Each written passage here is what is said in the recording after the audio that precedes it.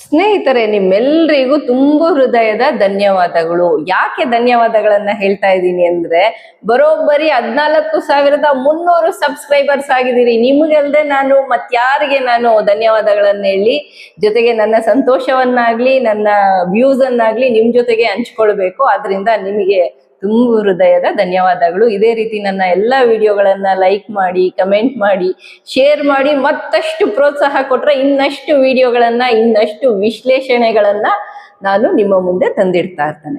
ಸರಿ, ಇವತ್ತಿನ ವಿಚಾರಕ್ಕೆ ಬಂದ್ಬಿಡೋಣ. ಅದೇನಪ್ಪಾ ಅಂತ ಹೇಳಿದ್ರೆ, ಸಿ.ಜೆ.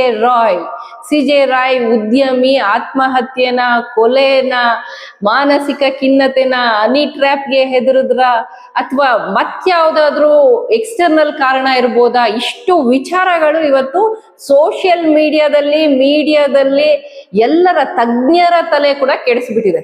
ಯಾಕಪ್ಪ ಅಂತ ಹೇಳಿದ್ರೆ, 8,400 ಕೋಟಿಯ ಒಡೆಯ ಮಾನಸಿಕ ಖಿನ್ನತೆಗೆ ಒಳಗಾಗುವ ಸಾಧ್ಯತೆ ಇದೆಯಾ ಅಂತ ಹೇಳಿ ನನಗೂ ಒಂದು ಪ್ರಶ್ನೆ ಬಂತು. ಸರಿ, ಎರಡನೇ ಪಾಯಿಂಟ್ ಏನಪ್ಪಾ ಅಂತ ಹೇಳಿದ್ರೆ, ಸ್ವತಃ ಅವರೇ ಒಬ್ರು ಮೋಟಿವೇಶನಲ್ ಸ್ಪೀಕರು. ಬೇರೆಯವರನ್ನ ಹೇಗೆ ಬದುಕಬೇಕು ಜೀವನದಲ್ಲಿ, ಯಾವ ಬಿಸ್ನೆಸ್ ಮಾಡಿದ್ರೆ ನಾವು ಮೇಲೆ ಬರ್ತೀವಿ, ಯಾವ ರೀತಿಯಾಗಿ ನಮ್ಮ ಫೈನಾನ್ಷಿಯಲ್ ಪ್ಲಾನ್ಸ್ ಅನ್ನ ಮಾಡ್ಕೊಳ್ಬೇಕು, ಸೆಕೆಂಡ್ ಸೋರ್ಸ್ ಆಫ್ ಇನ್ಕಮ್ ಇರಬೇಕು ಅಂತ ಮಾತಾಡ್ತಾ ಇದ್ದಂತಹ ಸಿ.ಜೆ. ರಾಯ್ಗೆ ಮಾನಸಿಕ ಖಿನ್ನತೆನಾ ಅಂತ ಒಂದು ಅನುಮಾನ ನನಗ್ ಬಂತು. ಸರಿ ಆಯ್ತು, ಮಾನಸಿಕ ಖಿನ್ನತೆ ಅಲ್ಲ ಅಂತ ಹೇಳಿ ಅದನ್ನ ಬದಿಗಿಟ್ರೆ, ಈಗ ಸರಿ ಮತ್ತೆ ಸೂಸೈಡ್ ಯಾಕೆ ಮಾಡ್ಕೊಂಡ್ರು, ಹೆದರಿದ್ರ ಅಂತ ಹೇಳಿ IT ರೈಡ್ಗೆ ಹೆದರಿದ್ರ ಅಂತ ಕೇಳಿದ್ರೆ ಅದ್ರಲ್ಲಿ ಎದುರೋದೇನ್ ಬಂತು? ಆಯ್ತು, ದಾಖಲೆಗಳನ್ನೆಲ್ಲ ಇಡೋದು, ಜೊತೆಗೆ ಇವರ ಡಿಫೆನ್ಸ್ ಏನಿದೆ ಅದನ್ನೆಲ್ಲ ತೋರಿಸುವಂತದ್ದು. 8,400 ಕೋಟಿ ಏನು ಒಂದೇ ದಿನದಲ್ಲಿ ಸಂಪಾದನೆ ಮಾಡಿರೋದಂತೂ ಖಂಡಿತ ಅಲ್ಲ. ದಾಖಲೆಗಳಿರ್ತವೆ. ಎಲ್ಲೋ ಒಂದ್ ಕಡೆ ತಪ್ಪು ನಡೆದಿದೆ, ಒಂದಿಷ್ಟು ಹಣ ಮಾತ್ರ ಇದಕ್ಕೆ ಟ್ಯಾಕ್ಸ್ ಕಟ್ಟಿಲ್ಲ ಅಂತಂದ್ರೆ ತಪ್ಪೊಪ್ಪಿಗೆ ಮಾಡ್ಕೊಳ್ಳೋದು, ಟ್ಯಾಕ್ಸ್ ಕಟ್ಟೋದು. ಒಂದಷ್ಟು ಏನಾದ್ರು ಶಿಕ್ಷೆ ಆಯ್ತು ಅಂದ್ರೆ ಅಪೀಲ್ ಹೋಗೋದು. ಕಾನೂನಿನ ಎಲ್ಲ ಸಲಹೆ ಸೂಚನೆಗಳನ್ನ ಕೊಡ್ಲಿಕ್ಕೆ ವಕೀಲರ ದಂಡೆ ಬರ್ತಿತ್ತು. ಯಾಕಂದ್ರೆ 8,400 ಕೋಟಿ ಒಡೆಯರು, ಇವ್ರಿಗೇನು ಲೀಗಲ್ ಅಸಿಸ್ಟೆನ್ಸ್ ಏನು ಕೊರತೆ ಇರ್ತಾ ಇರ್ಲಿಲ್ಲ. ಸರಿ, ಇನ್ನೊಂದಷ್ಟು ಬಿಸ್ನೆಸ್ ಮಾಡುವಂತಹ ವ್ಯಕ್ತಿ. ಸರಿ, ಇದನ್ನೂ ಬದಿಗಿಟ್ರೆ, ಸರಿ ಹನಿ ಟ್ರ್ಯಾಪ್ ಮಾಡ್ಬಿಟ್ರ ಯಾರೋ ನಟಿಯರು ಈ ರೀತಿಯಾಗಿ ಕೂಡ ಇರ್ಬೋದಾ ಅಂತ ಒಂದು ಪ್ರಶ್ನೆ ಬಂತು. ಸರಿ, ಆ ಹನಿ ಟ್ರ್ಯಾಪ್ ಆಯ್ತು ಅಂತಾನೆ ಇಟ್ಕೊಳ್ಳಿ. ಈಗ ಹನಿ ಟ್ರ್ಯಾಪ್ ಆಗಿ ಏನೋ ಒಂದು ವಿಷಯ ನಡೆದೇ ಹೋಗಿದೆ, ಒಂದಷ್ಟು ಸಿಡಿಗಳೇ ಇವೆ ಅಲ್ರಿ. ಆ ಪ್ರಜ್ವಲ್ ರೇವಣ್ಣನ ಕೆಟ್ಟೋಯ್ತಾ, ಅದಕ್ಕೆ ಎದುರ್ಕೊಂಡು ಸೂಸೈಡ್ ಮಾಡ್ಕೋತಾರೆ ಅನ್ನಕ್ಕೆ ಅದು ಅಲ್ಲ ಅಂತ ನನ್ಗನ್ಸುತ್ತೆ. 8,400 ಕೋಟಿ ಇರುವಾಗ ಏನೇನೋ ಮುಚ್ಚಾಕ್ಬೋದು, ಇದನ್ನ ಮುಚ್ಚಾಕಕ್ ಆಗ್ತಿರ್ಲಿಲ್ವಾ ಮಿಸ್ಟರ್ ಸಿ.ಜೆ. ರಾಯ್ಗೆ ಅನ್ನುವಂತಹ ಪ್ರಶ್ನೆ. ಸರಿ ಆಯ್ತು, ಇನ್ನೇನಿರ್ಬೋದು ಕಾರಣ ಅಂತ ಹೇಳ್ಬಿಟ್ಟು ಕೆದಕ್ತಾ ಹೋದ್ರೆ, ಏನೋ ಡಿ.ಕೆ. ರವಿ ಅವರು ಅಂದ್ರೆ ಏನು IAS ಅಧಿಕಾರಿ ಆಗಿದ್ರು, DC ಆಗಿದ್ರು ಕೋಲಾರ ಜಿಲ್ಲೆಯಲ್ಲಿ. ಅವರು ಯಾವುದೋ ಒಂದು ಲ್ಯಾಂಡಿನ ಡಾಕ್ಯುಮೆಂಟ್ಸ್ ವಿಚಾರದಲ್ಲಿ ಇವರನ್ನು ಅಲ್ಲಿ ಲೇಔಟ್ ಮಾಡ್ಲಿಕ್ಕೆ ಬಿಟ್ಟಿರ್ಲಿಲ್ಲ. ಅದು ಅದರಿಂದ ಇವ್ರ ಗನ್ನನ್ನ ತಗೊಂಡು ಆತ್ಮಹತ್ಯೆ ಮಾಡ್ಕೊಂಡ್ಬಿಟ್ರು ಅಂತ ಒಂದಷ್ಟು ವಿಚಾರಗಳು ಓಡಾಡ್ತಾ ಇದೆ. ಸರಿ, ಅದು ನಡೆದು ಹಲವು ವರ್ಷಗಳೇ ಆಗೋಗಿದೆ. ಅದು ಅವರ ಒಂದು ಅವರ ಒಂದು ಕರ್ತವ್ಯದಲ್ಲಿ ಡಿ.ಕೆ. ರವಿ ಅವರು ಇವ್ರಿಗೆ ಆ ಡಾಕ್ಯುಮೆಂಟ್ ಅನ್ನ ಮಾಡೋದು ಬೇಡ, ಅದ್ಯಾವುದೋ ಒಂದು ಸರ್ಕಾರಿ ಭೂಮಿ ಅಂತ ಹೇಳಿರ್ಬೋದಪ್ಪ. ಆ ರೀತಿಯಾಗಿ ರಿಯಲ್ ಎಸ್ಟೇಟ್ನವ್ರಿಗೆ ಎಷ್ಟೋ ಜನ DC-ಗಳು ಹೇಳಿರೋದು ಉಂಟು. ಅವರ ಸಾವಿಗೂ ಇವರ ಸಾವಿಗೂ ಏನೋ ಒಂದು ಗಂಟಾಗ್ತಾ ಇದ್ದಾರೆ. ಸರಿ, ಅದೇ ವಿಚಾರ ಅಂತಾನೆ ನಾವ್ ಇಟ್ಕೊಂಡ್ಬಿಟ್ರು ಅದು ಕರ್ಮ ರಿಟರ್ನ್ಸ್ ಆದ್ರೆ, ಇಷ್ಟು ವರ್ಷ ಯಾಕೆ ಕರ್ಮ ರಿಟರ್ನ್ ಆಗ್ಲಿಲ್ಲ, ಈಗ್ಲೇ ಯಾಕಾಯ್ತು ಕರ್ಮ ರಿಟರ್ನ್? ಇದು ಕೂಡ ಒಂದು ಪ್ರಶ್ನೆ. ಸರಿ, ಅವ್ರವ್ರಿಗೆ ಹೇಗೆ ಮನ್ಸಿಗೆ ಬಂತೋ ಹಾಗಾಗೆಲ್ಲ ಅವ್ರವ್ರು ಹೇಳ್ತಾ ಇದ್ದಾರೆ. ಮಾನಸಿಕ ಖಿನ್ನತೆ ಅಲ್ಲ, IT ED ರೈಡ್ ಎದುರ್ಕೊಳ್ಳೋ ಅವಶ್ಯಕತೆ ಇರ್ಲಿಲ್ಲ.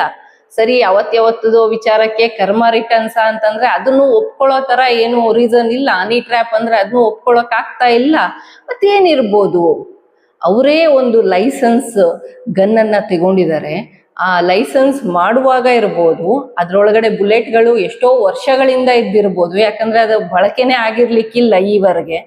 ಆ ಬಳಕೆ ಆಗದ ಆ ಗನ್ನು, ಅದರಲ್ಲಿರೋ ಬುಲೆಟು ಇವರನ್ನೇ ಕೊಲ್ಲಬೇಕು ಅಂತ ಅವರೇ ಕಮಾಂಡ್ ಕೊಟ್ಕೊಂಡು ಅವರು ಆ ಬುಲೆಟ್ ಅನ್ನ ಅವ್ರ ಮೇಲೆ ಆರಿಸ್ಕೊಂಡಿದ್ದಾರೆ ಅಂತಂದ್ರೆ ಅಂಥದ್ದೇನ್ ನಡೆದಿರ್ಬೋದು ಅವ್ರ ಜೀವನದಲ್ಲಿ ಅನ್ನುವಂತಹ ಕುತೂಹಲ ಅಂತೂ ನನಗ್ ಸಿಕ್ಕಾಪಟ್ಟೆ ಇದೆ. CJ ರಾಯ್ ಒಬ್ಬ ಸಣ್ಣ ಉದ್ಯಮಿ ಖಂಡಿತ ಅಲ್ಲ.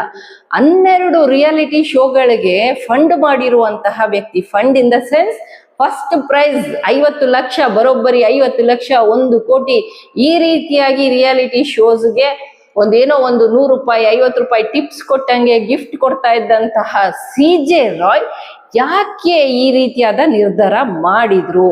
ಇದು ನಿಜವಾಗ್ಲೂ ಇದು ಆತ್ಮಹತ್ಯೆನೇನಾ?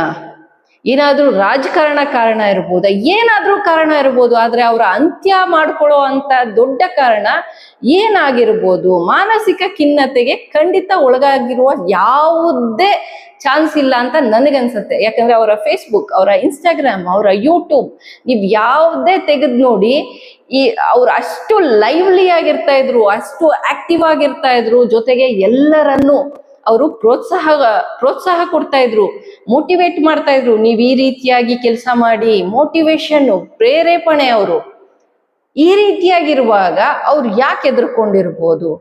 ಅಲ್ಲ ರೀ, ಎಷ್ಟೋ ಜನ ಬ್ಲೂ ಬಾಯ್ಸ್ ಅಂತಾನೆ ಕರ್ಸ್ಕೊತಾ ಇದ್ದಾರೆ ಒಂದಷ್ಟು ಶಾಸಕರುಗಳು, ಅವರು ಇವರೆಲ್ಲ. ಜೊತೆಗೆ ಅವರ ವಿಡಿಯೋಗಳೇ ಖುದ್ದು ಬಂದ್ರು ಕೂಡ ಅವ್ರು ಏನೋ ಹೈಕೋರ್ಟ್ಗೆ ಹೋಗಿ ಸ್ಟೇ ತಗೊಂಡು ಅದು ಇದು ತಗೊಂಡು ಓಡಾಡ್ತಾ ಇದ್ದಾರೆ. ಯಾಕೆ ಪಾಂಗಳದಲ್ಲಿ ಸೌಜನ್ಯಗಾದ ಅನ್ಯಾಯ 12 ವರ್ಷ ಆದ್ರೂ ಇದುವರೆಗೂ ಇನ್ನೂ ಆ ಹೆಣ್ಮಗಳಿಗೆ ನ್ಯಾಯ ಸಿಕ್ಕಿಲ್ಲ? ಅಷ್ಟು ದೊಡ್ಡ ಪ್ರಭಾವಿಗಳೇ ಅಷ್ಟು ಆರಾಮಾಗಿರುವಾಗ ಇವರು ಪ್ರಭಾವ ಬೀರುವವರೇ 8,400 ಕೋಟಿ ಒಡೆಯ ಯಾಕೆ ಎದುರ್ಕೊಂಡಿರ್ಬೋದು? ಏನಿದ್ರ ಹಿಂದಿನ ರಹಸ್ಯ ಅನ್ನೋದೇ ನನ್ಗೆ ಅರ್ಥ ಆಗ್ತಾ ಇಲ್ಲ. ಆತ ಮನ್ಸ್ ಮಾಡಿದಿದ್ರೆ ಹೋಗಿ ಯಾವ್ದಾದ್ರು ಬೇರೆ ದೇಶದಲ್ಲಿ ಸೆಟ್ಲ್ ಆಗ್ಬೋದಿತ್ತು. ಆತನ ಬಿಸ್ನೆಸ್ ಅನ್ನ ಇನ್ನೇನಾದ್ರೂ ಒಂದು ನೆಕ್ಸ್ಟ್ ಲೆವೆಲ್ ತಗೊಂಡೋಗ್ಬೋದಿತ್ತು. ಈಗ ನಾನು ಗಮನಿಸಿದೆ, ಅವರ ಮಗನಿಗೆ ರೋಹಿತ್ ರಾಯ್ಗೆ ಈ ಬಿಸ್ನೆಸ್ ಅನ್ನ ಹ್ಯಾಂಡ್ ಓವರ್ ಮಾಡ್ತಾ ಇದ್ದಾರೆ ಅಂತ ಹೇಳಿ.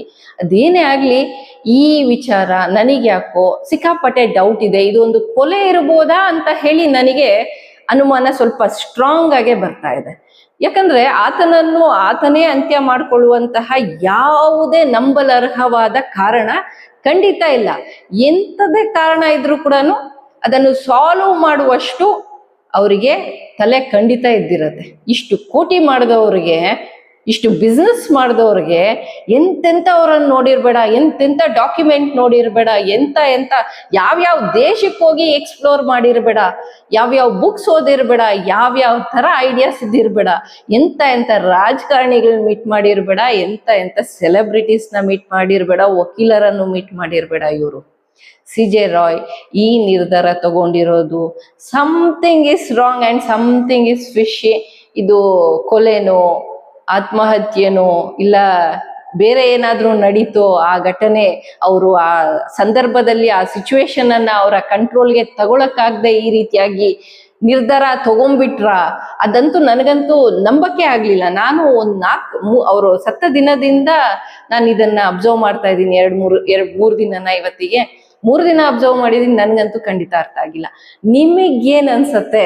ಇದು ಆತ್ಮಹತ್ಯೆ ಅನ್ನೋದಕ್ಕೆ ನಿಮಗೇನಾದ್ರೂ ಒಂದು ಗಟ್ಟಿಯಾದ ಬಲವಾದ ಕಾರಣ ಇದೆ ಅಂತ ಅನ್ಸಿದ್ರೆ ಕಮೆಂಟ್ ಮಾಡಿ ತಿಳಿಸಿ. ಹೆಚ್ಚು ಕಮೆಂಟ್ ಮಾಡೋದ್ರಿಂದ ನನಗೂ ಒಂದಷ್ಟು ಐಡಿಯಾಸ್ ಬರುತ್ತೆ ಅಂತ ಹೇಳ್ತಾ ಈ ವಿಡಿಯೋನ ಶೇರ್ ಮಾಡೋದು ಮರಿಬೇಡಿ ಅಂತ ಹೇಳ್ತಾ thank you for watching this video. Thank you friends.